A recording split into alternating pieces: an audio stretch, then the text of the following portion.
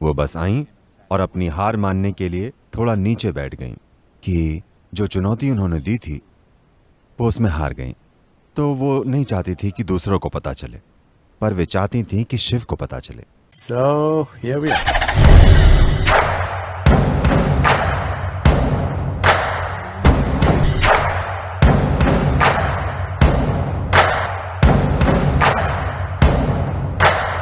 शिव कहीं से वापस आए थे।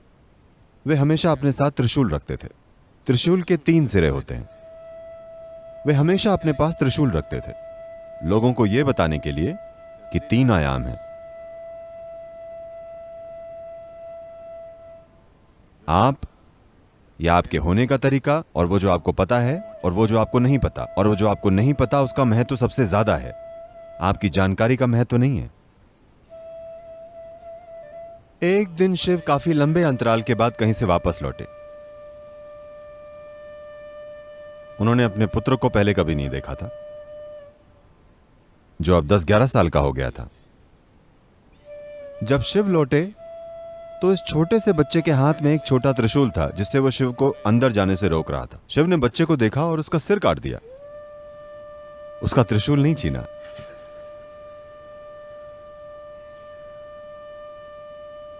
और फिर थोड़ा ड्रामा हुआ और फिर उन्होंने उस बच्चे के शरीर पर एक गण का सिर लगा दिया और वो एक बुद्धिमान बालक बन गया। भारत में आज भी अगर लोग शिक्षा की शुरुआत करते हैं तो सबसे पहले वे उस बालक की पूजा करते हैं। गण आज गज बन गया है। वैसे तो वो गण का सिर था, लेकिन उसे गणेश की जगह गजेश बना दिया गया है। लोगों ने इसको थोड़ा बदल कर एक हाथी का सिर बना दिया है। पर वे बुद्धि और प्रतिभा का रूप बन गए हैं। कहते हैं ऐसा कुछ भी नहीं है जो उन्हें ना पता हो। तो ज़ेन यहीं से शुरू हुआ था। तो अब दुनिया में जिस बारे में भी बात कर सकते हैं वो उनके जीवन में दिख जाएगा। वे बहुत जटिल और पूर्ण हैं, और उन्होंने कोई शिक्षा नहीं दी, उन्होंने सिर्फ तरीके बताए। ये सबसे महत्वपूर्ण बात है। औरों के पास शिक्षा थी, कितनी उंगलियां काटी जा सकती हैं।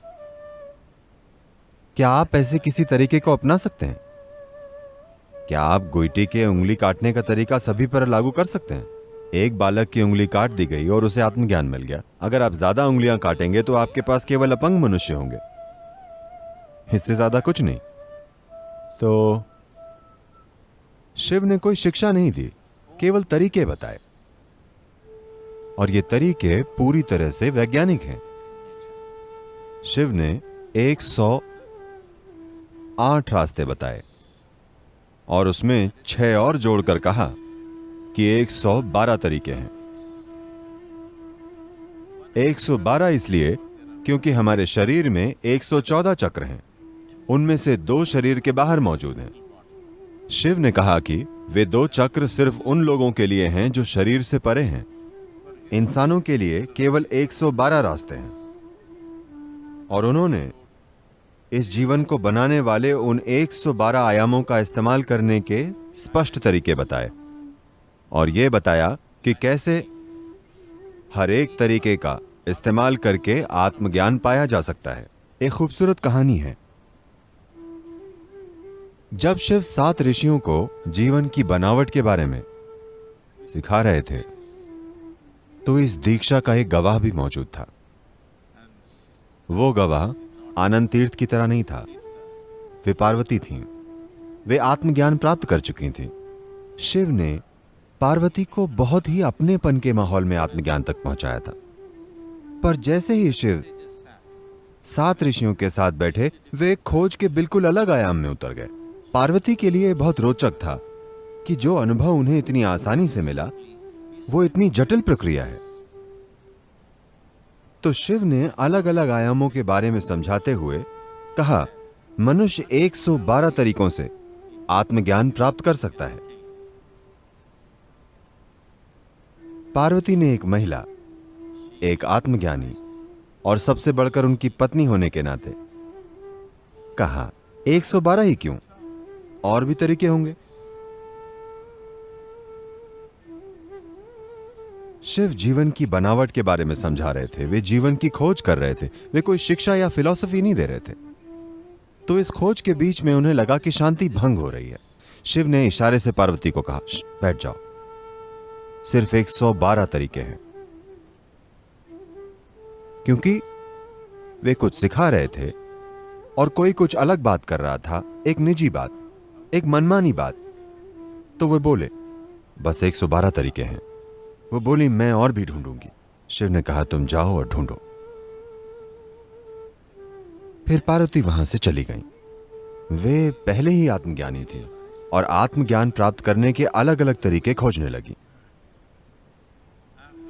कहते हैं काफी सालों की साधना के बाद वे वापस आईं। शिव तब भी सप्तऋषियों से बात कर रहे थे।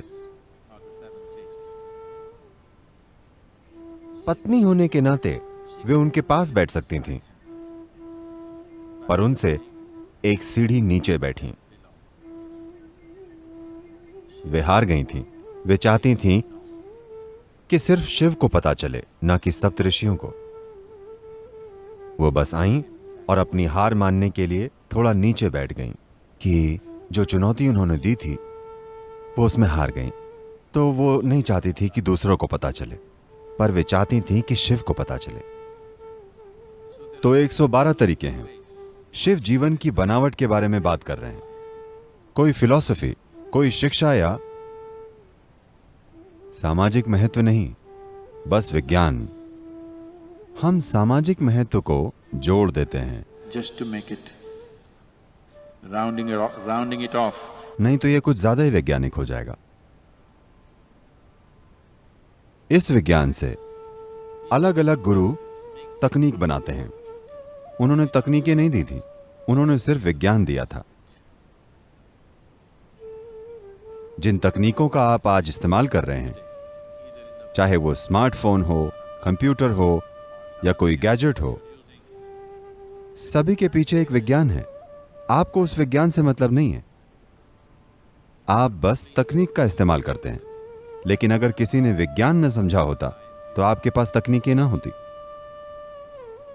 सरल सॉफ्टवेयर बनाने में जिन एल्गोरिदम्स का इस्तेमाल होता है वो बहुत जटिल होती हैं। कभी कभी आपकी ईमेल अजीब सी भाषा में दिखाई देने लगती है। क्या आपने देखा है? आपको लगता है क्या मैंने ये टाइप किया? आपके लिए यह बेमतलब है,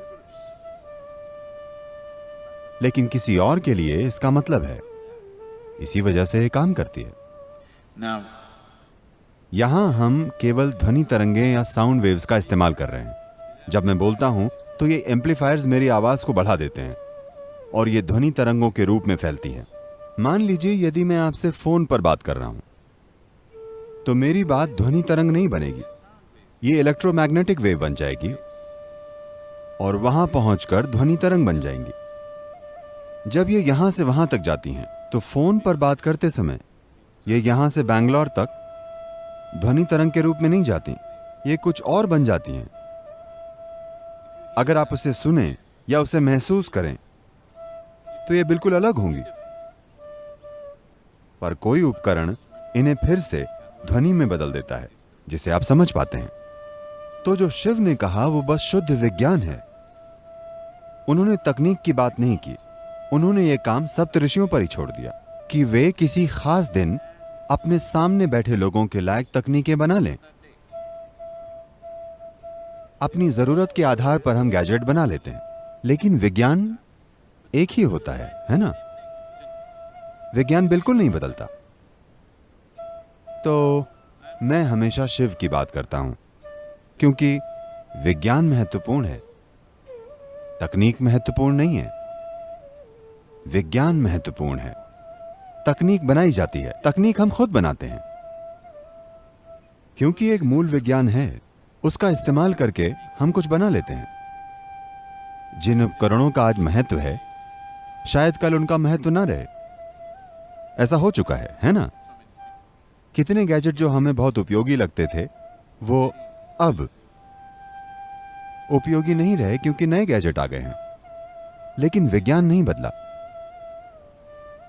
तो किस तरह के गैजेट हम बनाते हैं, यह इससे तय होता है कि हम किसके लिए बना रहे हैं और इस समय किस चीज की जरूरत है।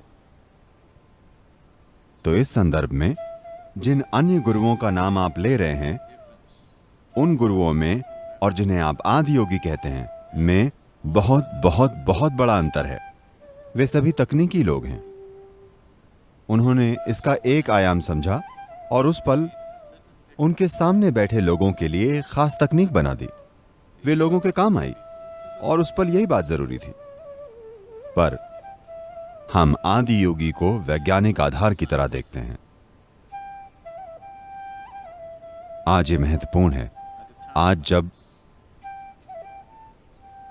जब मानवता बहुत से कारणों से ऐसी स्थिति में पहुंच गई है, ये जरूरी है कि इसके मूल विज्ञान को मजबूत किया जाए।